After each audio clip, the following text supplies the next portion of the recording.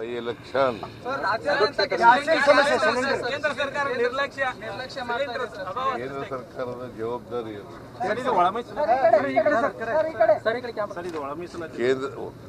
ಕೇಂದ್ರ ಸರ್ಕಾರದ ಜವಾಬ್ದಾರಿ.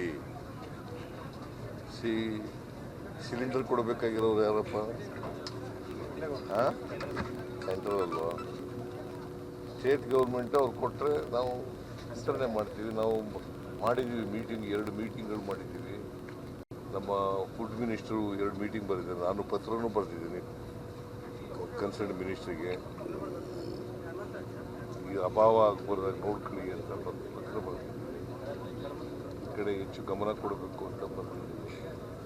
So it is the responsibility of the government of India. ಏನಪ್ಪ?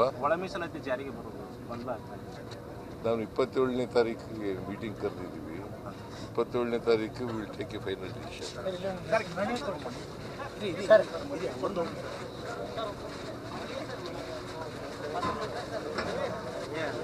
ಬೈ ಎಲೆಕ್ಷನ್ ಕೇಂದ್ರ ಸರ್ಕಾರ ನಿರ್ಲಕ್ಷ್ಯ ಕೇಂದ್ರ ಸರ್ಕಾರದ ಜವಾಬ್ದಾರಿ ಅದು.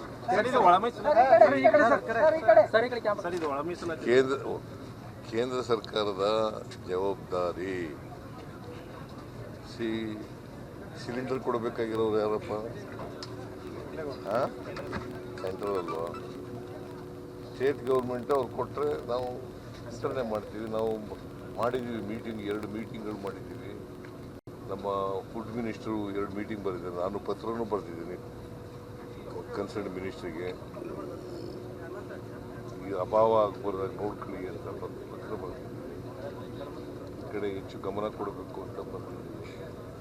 So it is the responsibility of the government of India. ಏನಪ್ಪ? ನಾವು 27ನೇ ತಾರೀಕಿಗೆ ಮೀಟಿಂಗ್ ಕರೆದಿದ್ದೀವಿ. 27ನೇ ತಾರೀಕು will take A final decision.